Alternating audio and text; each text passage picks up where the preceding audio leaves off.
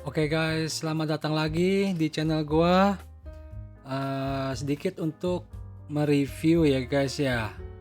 Data tadi malam CPI ternyata jauh dari ekspektasi, melebihi guys. Mestinya 8,3%, prediksinya 8,3, ternyata aktualnya itu 8,6. Di atas, inflasi sangat tinggi. Jadi otomatis harga kripto semua juga turun guys, mengalami penurunan, tapi saya masih optimis dengan kita lihat dulu ya grafiknya. Ini Bitcoin. Oke, kita rubah ke daily. Saya tetap optimis biarpun market seperti ini. Harga kuat di 28, sekitaran 28 adalah harga terkuat Bitcoin sementara ini. Bisa ditembus karena inflasi, perang, dan COVID juga masih mengaungi berita-berita negatif. Jadi ya, otomatis market juga tidak ada kepastian gitu loh. Fear lebih mengungguli daripada confident. Jadi lebih kuat fear-nya ya daripada greed-nya ya. Tapi saya tetap optimis. Saya harus lihat di posisi 28 karena posisi 28.000 ini banyak yang ngincar untuk menahannya gitu loh. Jadi saya mau lihat break gak harus paling tidak penutupan. Saya mau lihat penutupannya, bukan mungkin dia bisa low lagi ke 26, bisa 27, 26, 25, saya nggak tahu. Tapi selama penutupan bulan ini, candle bulan ini, di penutupannya ya, bukan dia break, dia pergi, dia tembus ke bawah atau tembus ke 27, 26, tetapi ini penutupan candle bulan ini di bawah 28.600. Kalau 28.600 kemungkinan dia bisa turun lagi. Tetapi kalau dia ditahan, 28 ini ditahan, dan bulan berikutnya rebound, kemungkinan dia akan rebound tinggi atau dia akan break new high. Kayaknya kalau new high lagi masih lama guys ya. Kita masih ngelihat perang, COVID, inflasi itu masih ada. Jadi nggak mungkin kita ngelihat new high lagi. Orang tuh lebih mementingkan cash, ya nggak? Jadi kalau misalnya buat apa berinvestasi kalau orang kantong aja empot-empotan, mau makan aja harga mahal semuanya, ya nggak guys? Harga mahal. Jadi orang lebih simpen cash untuk beli makanan, buat konsumtif, buat keperluan sehari-hari. Tapi boro-boro buat investasi, buat hidup aja sudah susah gitu kan. Jadi orang juga malas untuk minjem duit segala, untuk itu mengetatkan semua kantongnya gitu loh. Nah jadinya ya kita tunggu berita membaik lagi, berita mungkin perangnya ada ada perjanjian apa yang membuat kedua belah pihak saling kembali lagi normal, damai, ya itu bisa menjadi berita positif atau gimana gitu kan. Jadinya ada berita positif membuat market itu bisa naik. Tapi selama beritanya seperti ini ya gimana ya guys ya? Ya ketidakpastiannya ya susah juga. Jadi tetap bearish. Jadi tekanannya tuh masih sangat kuat. Tetapi kalau ya kita tunggu saja gitu. Pasti di suatu titik kita semua kita manusia selalu mengharapkan yang terbaik. yang semuanya semuanya akan baik-baik saja, kembali normal lagi, ya enggak guys? Masa mau perang terus sih? Dengan pasti suatu titik semuanya akan baik-baik lagi, kembali lagi. Kecuali emang udah kiamat ya, udah nggak susah ngomong dah kalau itu dah. Tapi kita sebagai investor, sebagai traders, sebagai orang yang beriman juga akan selalu mengharapkan yang terbaik ke depannya. Ya. Semuanya baik-baik saja, otomatis keuangan kita juga baik-baik saja, otomatis keluarga kita juga baik-baik saja, ya nggak guys? Jadi kita mengharapkan sesuatu yang setiap hari itu yang baik-baik saja, selalu baik. Jadi jangan stres, jangan pesimis, tetap optimis. Karena market pada suatu titiknya akan kembali normal lagi, oke?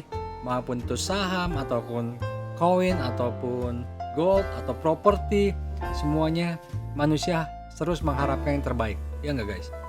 Jadi itu berita sekilas dari market CPI kemarin, dan kita tunggu kemungkinan besar, hati-hati dengan ini juga berita berikutnya ini yang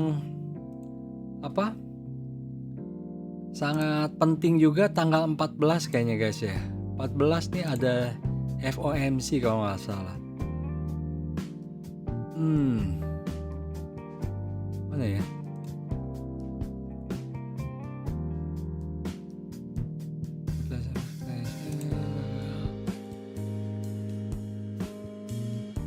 Dari retail sales FOMC ada ya? Tanggal berapa ya?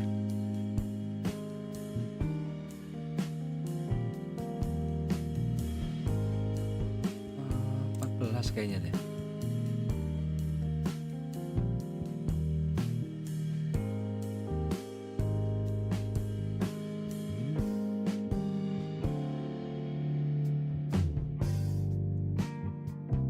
Ntar ya guys ya. Nah, tanggal 16 sorry. Tanggal 16 ada FOMC. Forecastnya dia naikin 1,5 preview 1, forecastnya 1,5. Kemungkinan besar dia naikin 1,5. Jadi kalau sesuai dengan prediksi, ya kita lihat lagi marketnya gimana. Jadi jangan terlalu berspekulan. Ya menurutku sih, ya kalau mau berspekulan terserah sih. Tapi menurutku saya bukan tipikal orang yang suka terlalu berspekulan besar gitu loh. Gamblingnya itu bener-bener jiwa gambling gitu, bukan. Saya ada perhitungannya. Jadi kalau misalnya berita 1,5 1 ke 1,5 ya kemungkinan karena data sebelumnya naiknya inflasinya 8,6 dari 8,3 prediksi, kemungkinan besar 1,5 itu pasti aktualnya bisa terjadi. Dan setelah itu market akan reaksinya gimana? Dia akan, karena sudah terjadi, apakah udah antisipasi semuanya, dia akan rebound ke atas, ataupun dia gentak ke bawah, spike langsung dia ke atas lagi, ataupun dia lanjutin ke bawah, itu saya juga nggak tahu. Jadi ini penuh spekulan ya, spekulasi. Jadi nggak dalam kamu saya tetap 28. Kalau lihat dari chartnya saya 28 harga terbaik untuk pembelian pertama saya di Bitcoin, dan target selanjutnya untuk pembelian di 3.000. Mungkin saya tidak tahu. Saya akan beli di situ 29.000, 28.000 itu target udah final. Pembelian pertama, pembelian kedua di 3.000. Jadi saya tuh santai. Lain kali saya akan bahas bagaimana caranya saya mengambil posisi. Jadi segala sesuatu tuh sebenarnya manajemen emosi, manajemen keuangan, trading plan, semua harus dibuat di awal sebelum saya melakukan untuk masuk market. Jadi saya bisa memanage keuangan saya tidak stres, saya tahu posisi saya, pembelian di mana, saya harga murahnya kira-kira berapa.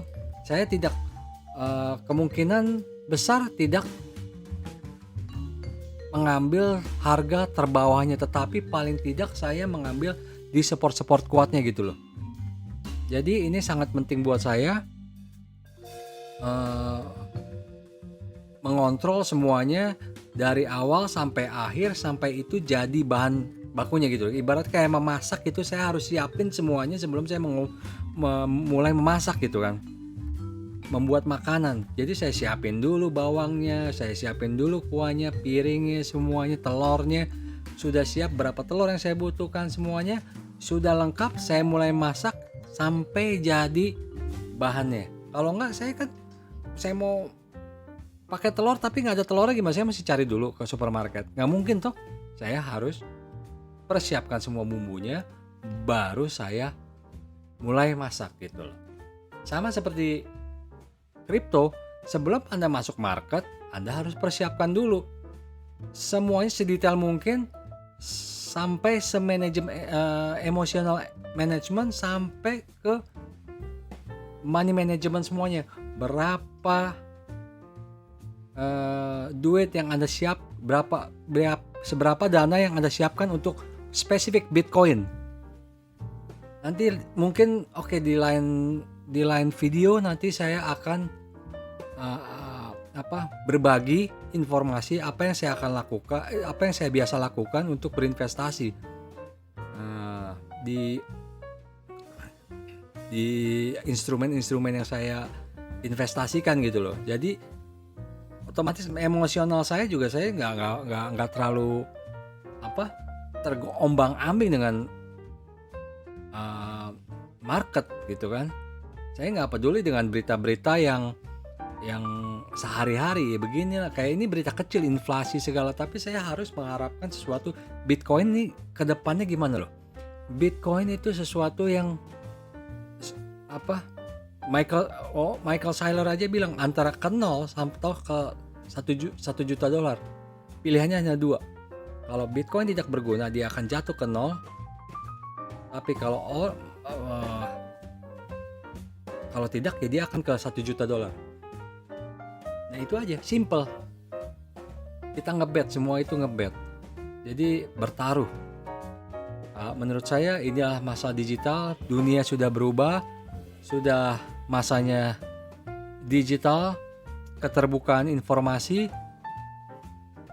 Kita harus ikut. Siapa yang tidak ikut ketinggalan, siapa yang ikut kereta kemungkinan dia ada peluang bisa mencapai titik tertentu. Sampai sini dulu. Lain kali saya akan membahas tentang bagaimana saya memanage keuangan saya, emosional saya dari awal. Bukannya di tengah-tengah, bukannya di seperempat, bukannya pas terakhir udah mau habis dananya baru saya mikir. Enggak, saya tidak akan melakukan seperti itu. Semuanya saya lakukan di awal. Masuk, semuanya sudah jadi. Jadi saya bebas dari emosional, saya bebas dari keuangan. Kalau misalnya harganya saya nggak punya dana untuk masuk lagi, saya mau masuk tapi saya nggak punya dana gitu loh. Jadi saya sudah atur dari awal. Sampai sini dulu berita tentang kripto CPI minggu ini. Salam weekend, semoga kalian sehat selalu dan sukses selalu. Guys, merdeka. Bye.